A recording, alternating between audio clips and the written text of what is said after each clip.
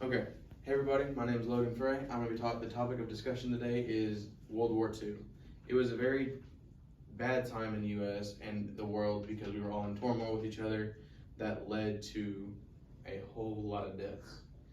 And what transpired, what made this all happen was the pride of a man named Hitler. We all know Hitler. We all know the impact that he made in history and on the U.S.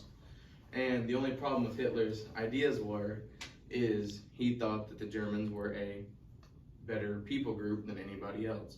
And the way he showed this was by killing a bunch of Jews. And that is morally wrong and not good whatsoever. And the imprint that the war left made people fear Hitler and made people fear the amount of power that one person can have. And this changed the outlook of the whole European continent. And after the war had been on for a little bit, Germany made a pact with Russia, or the Soviet Union at the time, called the Non-Aggression Act. Therefore, Russia could not attack Germany, Germany could not attack Russia, and they were going to be allies, and they tried to take over Poland. And this is when the whole uproar with World War II happened. World War II started primarily in Europe, and it happened in Poland because Germany overruled the Non-Aggression Act and went into the land of Poland against Soviet Union side, and then Stalin was unaware of the activities of Hitler, and he was slowly going into the land. And he was about 200, his military was about 200 miles outside of Moscow. And not Moscow, the capital of Poland, which was a huge problem. And Stalin, of course, would retaliate, and that would lead to the USSR and the Germans having a huge conflict with each other. And on the other side, in the Asian front, there was Japan trying to attack China. China was primarily trying not to, they were already fighting their own civil war against the communists and the people who did not want to be communist. And so Japan coming in from the east didn't help. And so in retaliation, China became one with each other, and they stopped their war, and they decided to go against Japan.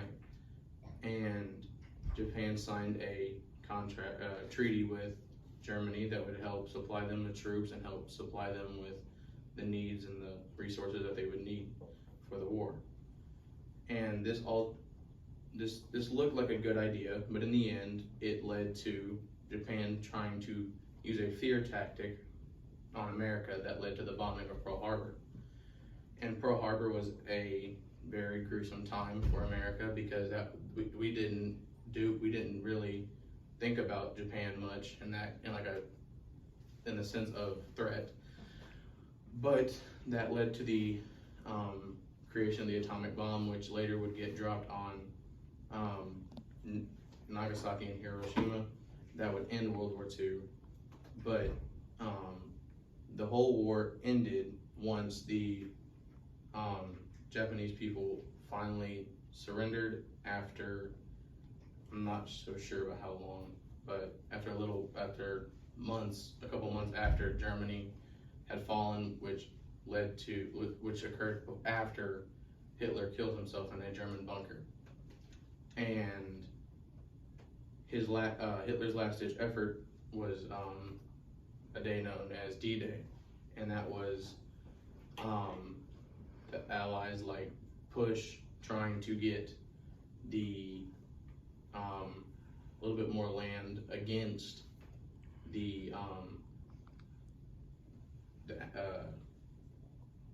against Germany and their troops.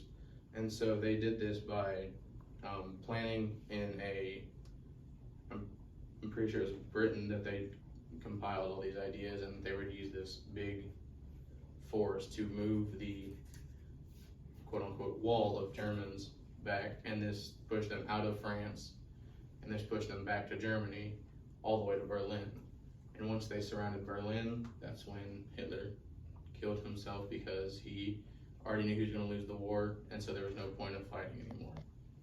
And then once that occurred, then Japan got big-headed, and then the bombing of Pearl Harbor, and then the war ended after a couple years.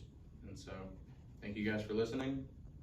Now, I'll let you guys go back to your work.